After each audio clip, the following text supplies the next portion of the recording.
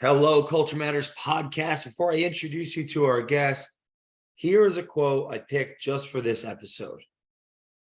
Life is never made unbearable by circumstances, but only by lack of meaning and purpose. Viktor Frankl, my dear friend, the one and only Eddy Perez is back.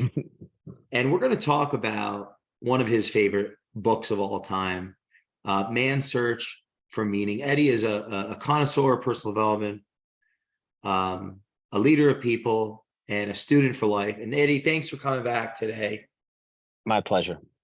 So this quote, right, where we're starting, life is never made unbearable by circumstances, but only by lack of meaning and purpose. What comes to mind as a student of Viktor Frankl? If you could just give your insights and then kind of we'll go into the book a bit more. Humans were built for struggle. We really were. Muscles don't grow without struggle. Minds don't grow without struggle. Bodies don't stay young without struggle. So when I think of that and having read the book, and it's funny that you bring it up because I just finished it again. It's an annual read, and it is my favorite book of all time. You've seen it time and time again. Some of the people who on the outside perceived money, wealth, good looks, fame, everything of that nature, but are completely empty inside. And it's because they're a nihilist. They have no purpose, no meaning. And regardless of what level your struggle is, everybody always has a struggle that's worse. Somebody always has a struggle that's worse, is what I mean. And somebody has a struggle that's less. That's just, struggle is relative. And you've just got to lean into whatever your struggle could be. It could be, I don't know. I mean, I know people that are 7 foot something that can't get through doors without hitting their head. That is a struggle. Some people would say, well, that's how you made it to basketball. Okay, but things come with struggles. I learned only through my own challenge with my neck that people that are usually 6'4" to 6'5" traditionally have bad backs and have back pain earlier in age. That is a struggle. Some people would view it as, oh my God, you grew to that height. Shouldn't you feel more confident with yourself? Shouldn't you feel better about yourself? Sure, but what happens if that back pain is too nagging on you? We all have struggle. It's how you either struggle poorly, you struggle decently, you struggle good, or you struggle well. It's those and then there are some that struggle in Viktor Frankl's. I'd even create a category. I think he struggled. I don't know how to describe outstanding. I don't even know the word, but it has to be a very powerful word to that level of struggle. For those that don't know the book, what is the book? Like, what is it about? Why would it make sense for the reader to even pick it up? It may be one of the greatest, if not greatest, in my opinion, the greatest. So, story of overcoming and just the attitude, even during the struggle, what he thought about it. I don't want to give away parts of the book. He did survive 4 concentration camps during the Holocaust.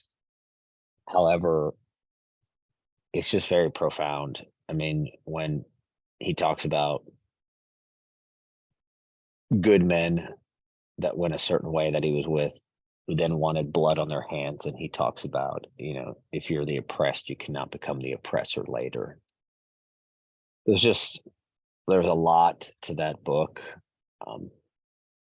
that just really does describe the human experience and what you could do with it regardless of the circumstances, regardless of the hand that you're dealt, and come out. Just his attitude overall was, I guess, did he get value from the experience, you think? He literally talks about that if in every struggle, if it doesn't have a value or a meaning, then it was meaningless. He tells a story in there about one of his patients, because he was a psychologist, psychiatrist. I forgot which one. No, he's an MD. So he's a psychiatrist before he went in. And then he talked about afterwards, he had a patient of his later in life whose wife passed away, and he was just grief stricken. And he's like, I don't know what I'm going to do with her. And over time, he finally said to him, well, would you have wanted for you to die and your wife to feel this way? He said, well, no, absolutely not. I never would have wanted her to go through the pain I'm going through. And then that's when he said, well, then your grievance has a meaning. And then he said, all of a sudden, the guy left that state of mind he was in and really did change for the better. Like his grief all of a sudden almost became like a badge of honor. And I think that's what's lacking in this world is honor. And there is honor in struggle and overcoming it. And how you overcome it and understanding there's some days you have it worse than others. But there's a lot of days you have it better than others. Even within the book, like you said, without giving it away, because call to action people to buy the book and go through that process of reflection. But what would your advice be on someone that is right now listening to this thinking, well, that's easy for them to say. How can I turn around how I'm viewing my life right now?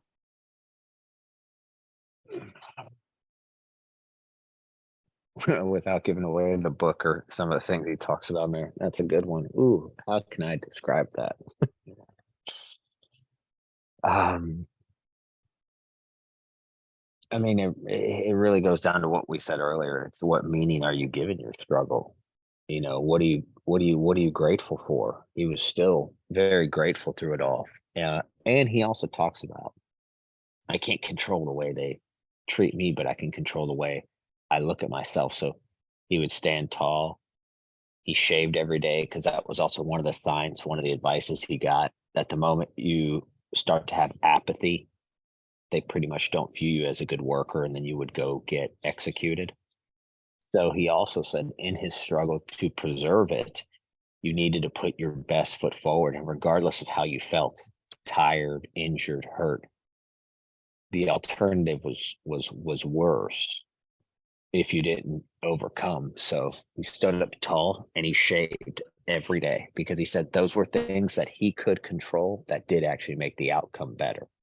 Do you think there's a lesson there for the role habits play in a constructive worldview? Well, your habits are what drive you off your behaviors. So I'd absolutely say yes. And it was also a mindset. He had something that he was seeking after there. He had the love of his life that he was waiting for. He talks about that in there, how love is such a huge driver in humans, and it may be the ultimate driver. Like I said, I don't want to give away the book, even though I'm giving away a good piece of it right now. It makes me think right away, like something comes to mind is people working from home may not be shaving, but this guy in a camp was. I don't know. You have any thoughts on that? Oh, I absolutely believe if you work from home, you got to get up like you're transforming. That's one of the biggest reasons you see people burned out today, because they wear the same exact clothes they went to bed. So no wonder they're burned out. They never had that transformative stage, going into an office. No, I have to shower in the morning. I got to get ready. I got to go. That was no different than something I can't do. I can't work out from home. I have to transform and go to another location. It's the same thing. It's going to be very tough for people if they get up and just go exactly to work. If they don't turn off their computer, if they don't do certain factors to differentiate the home from work, doesn't matter where you're at, but you have to differentiate it. For example, I'm outside on the back patio. Now, granted, it's really early where I'm at. However, I could have been sitting inside at the, dinner table, but you're just not in the right mindset. I came out here knowing that I didn't want to wake up my family. I didn't want to do certain things. So I had to give it meaning, and I needed to put myself back where now you could start seeing me a little bit because the background is lighting up. Yeah. What time is it where you are right now? It is 5:17. And so we're recording this on a Sunday. So do you think that part of the reason that you have this discipline, motivation to do something, like to is it is a symptom or a result of how you've experienced this book, and I guess your general, is it, I guess, is it the fruit, is it, you know what I'm saying, like it's 5 a.m. on a Sunday somewhere where you are, and we're recording this. Like, do you think that's the consequence of having this philosophy that Viktor Frankl is partly talking about there? I mean, it, I'd be lying if I didn't say there are moments we've all had it. You know, I had a moment of frustration yesterday with my family between bouncing between flights and jumping and here and my son's nose in a phone and not listening and him and mom bickering. And for a moment, I was starting to lose my cool big time. I was starting to get very agitated, very agitated. And, there are certain triggers when I get very agitated. I said, okay, and it can't be, and it's got to be something further out. It can't just be your own experience. I said, well, it's not like it's Viktor Frankl, and it's not like it's Auschwitz and 4 concentration camps. Dude, you need to chill out. You need to change your mind right now. You see, that's one of the things, in life. Um, people talk about they don't like change. They won't change their mind, but they'll change their mind. They'll go to, a restaurant and change their mind on the 45 different orders they want to make, but they won't change their mind to be positive. They Mm. won't change their mind that no matter what their circumstances is.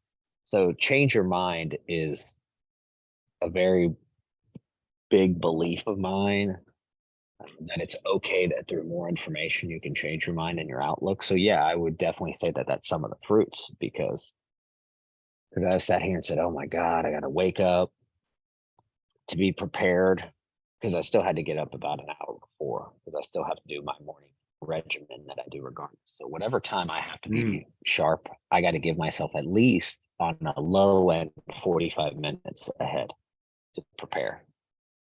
My morning regimen that has nothing to do with what I'm doing. It's just my morning regimen that I do every day, that I don't miss any days, no days off, every day. First 45 minutes to an hour. The days that I have longer, it's even better. Today, I would consider this a great day, because outside of this, then after this, family probably won't be getting up for 2, 3 more hours, 2 hours probably, and I will probably spend some time reading and self reflection.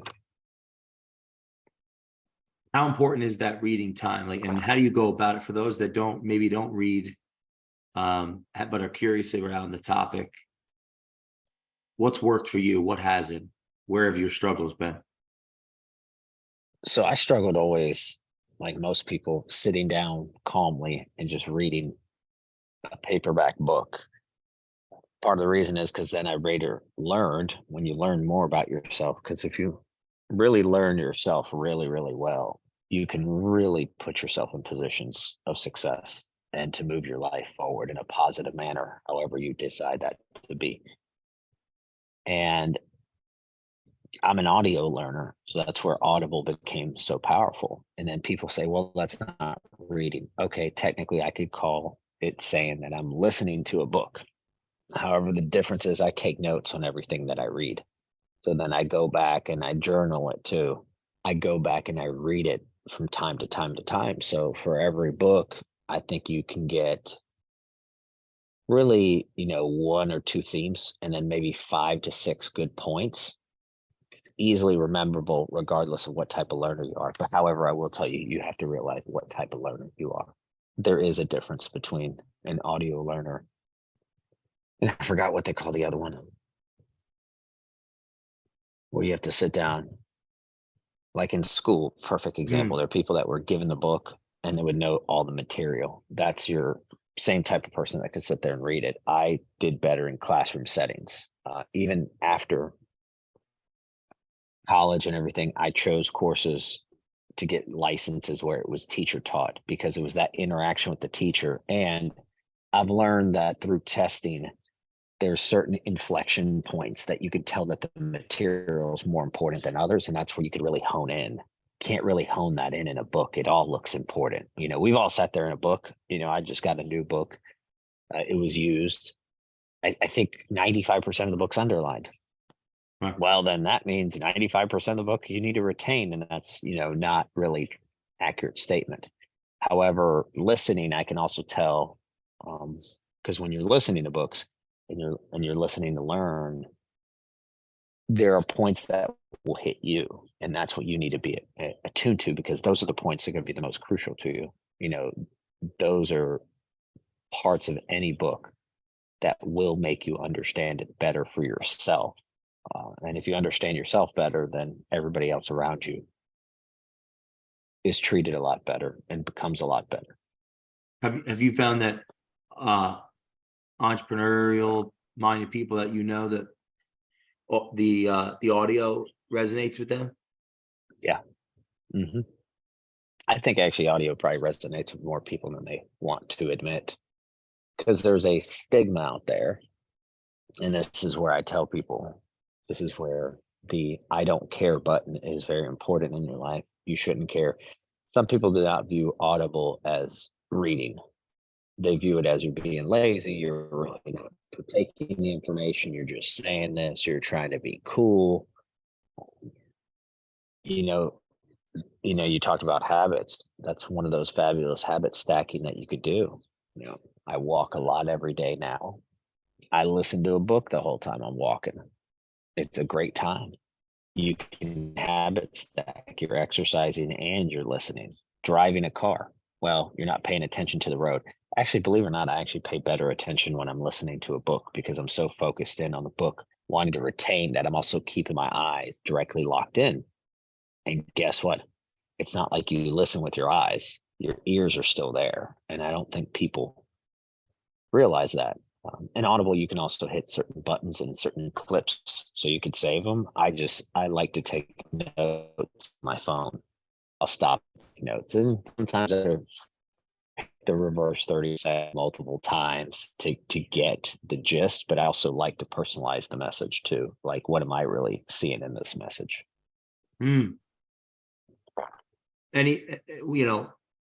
What book comes to mind this year outside of Man's Search for Meaning with Viktor Frankl that was you took something away that you'd like to challenge the audience to pick up as an audiobook? Or for the entrepreneurs, Skin in the Game's pretty good that I read this year. That's a pretty good one. Look, I've taken something from everywhere. Unreasonable Hospitality. We can just go with some of the things I've read this year that have been impactful. I think Unreasonable Hospitality is another fabulous book. Was it Will Guidara? And then the other one was Nassim Taleb, Skin in the Game. Yeah, Skin in the Game. For CEOs, the one by Trey Thompson, a CEO does three things, or the three things a CEO does. Very powerful, very, very powerful. I think those are three for anybody who wants to increase their communication skills and their effective communication skills. I think the Bezos blueprint is pretty powerful on how he built Amazon and his communication structures. Those are four that come top of mind this year. And I've read a lot of good ones, and I plan on reading more good ones. But each of them, just what I'll say is, regardless, even if a book isn't that great, like it was, 1984 was a tough read for me. It's kind of a brutal read for me, to be honest, but that still gave value in two or three different points of the story that's behind it and how people get indoctrinated. And the way I viewed it was not just that indoctrination, how do they get imbued into other indoctrinations? And it all has a very similar formula of half truths, manipulation,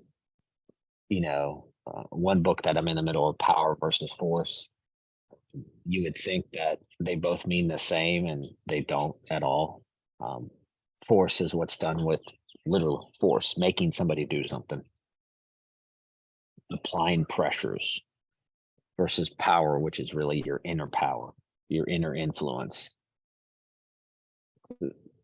It breaks it down well.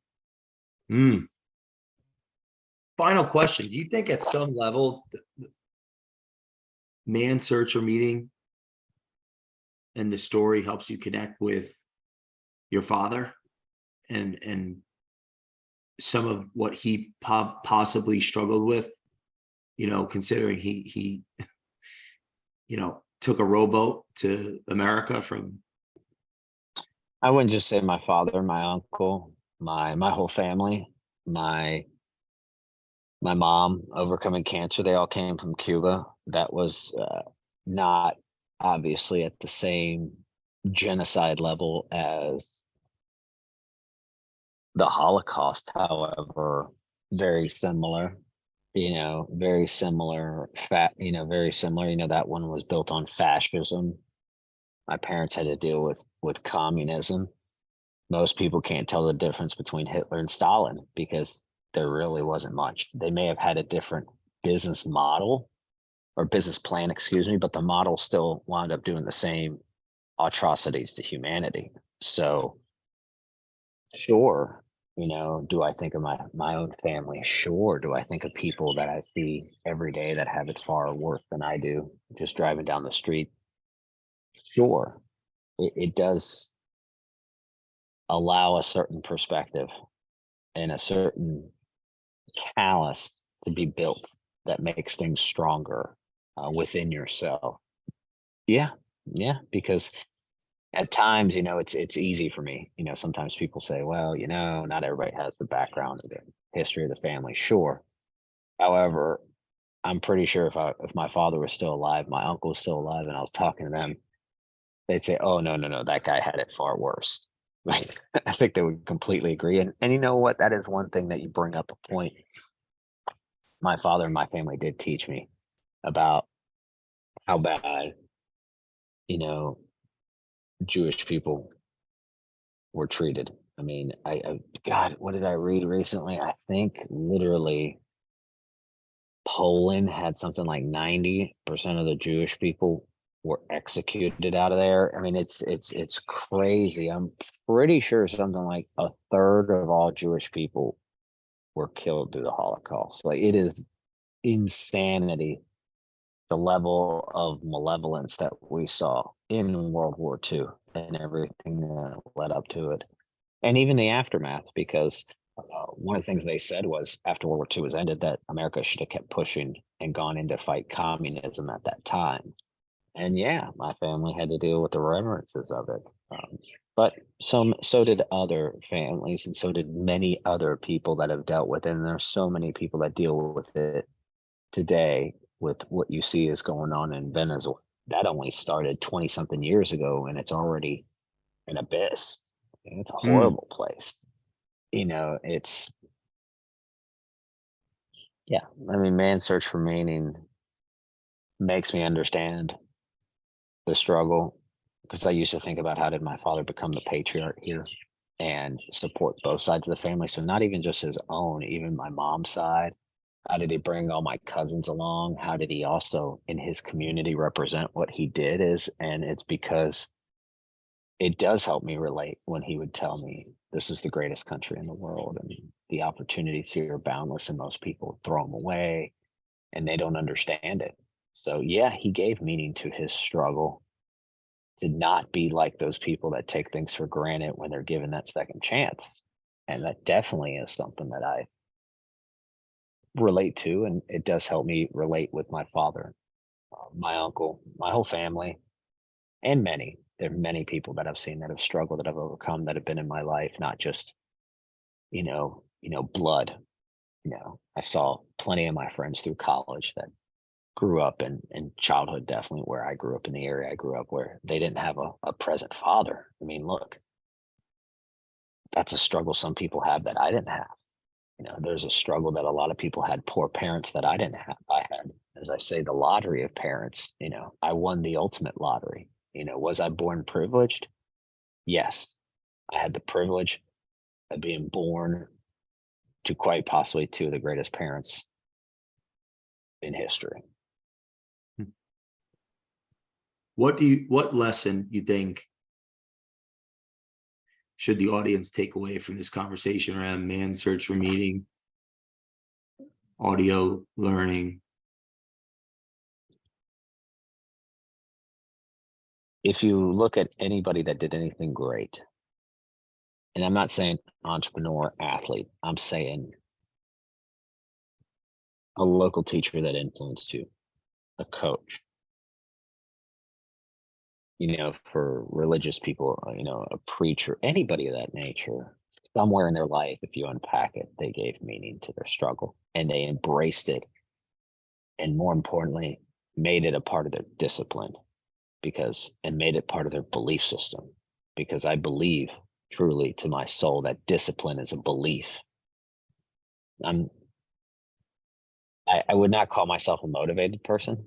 I really wouldn't. I think motivation is, I don't want to say a farce, but don't really matter how much you want something if you're not going to take action. And the only way to take action is you got to have not just discipline, you have to have a regimen that you're not willing to break. It's like what I talked about earlier. And I understand that some days you got to make an adjustment. So I'm not saying for the next 80 years of your life, 365, 366 on leap years. What I'm saying is overwhelming consistency, discipline, regimen, consistency. You have to keep those three. And then you will be perceived as motivated, even though, I think motivation's fake juice. I just don't. I think inspiration can last longer. I think people are inspired, yeah. But I think motivation, like, oh, I need to hear a rah-rah before I go hit the field. It's going to be tough if you didn't prepare and if you weren't in that mind frame way before you even showed up. And that takes immense discipline. And that's what everybody that did anything did with their struggle. As I said, he shaved every day. He stood up tall, regardless of his feet had calluses. He walked so that he wouldn't get picked to get exterminated. And then I'll even share when somebody comes, I'll share a little bit about the book in this part where he essentially is getting transferred to another concentration camp and his friends are trying to stop him. However, he said, look, I'm at peace with whatever happens to me in my life now. And through that decision, through him leaning into that struggle because he wanted to be with who he was getting transferred with, it wound up saving his life. Wow. Everybody who stayed back, who thought, oh my God, you're going back to, I think it was a second round to Auschwitz, like round 2. So I'm pretty sure he was there twice. He went to 4 camps. It's what saved his life because then the camp that they left, broke into cannibalism, and where he went wound up having more food. Wow. And then even when he leans into his struggle, because he even said, here's the crazy part. He said in the concentration camps, the capos, who were also other fellow Jewish people who became like the enforcers for the SS, were far worse than the SS. And of course they were, because they were just trying to stay alive and keep themselves alive. And they didn't care. They viewed even their own culture as just a number because they felt like these had the ultimate authority. And they were the ones that would give a lot of lines in defense. And there's a part in the story where he talks about he stumbles or he does something, and the capo, who of course he had been listening to because he was having marital problems and all these problems in his life, and as he was a psychotherapist, he created it. And actually, it was through that experience that he created logotherapy, and probably one of the most successful forms of psychotherapy that have helped millions of people, if not billions of people today from that standpoint. So yeah, he definitely gave it a meaning and a purpose and did not hold resentment towards it. But he talks about all that.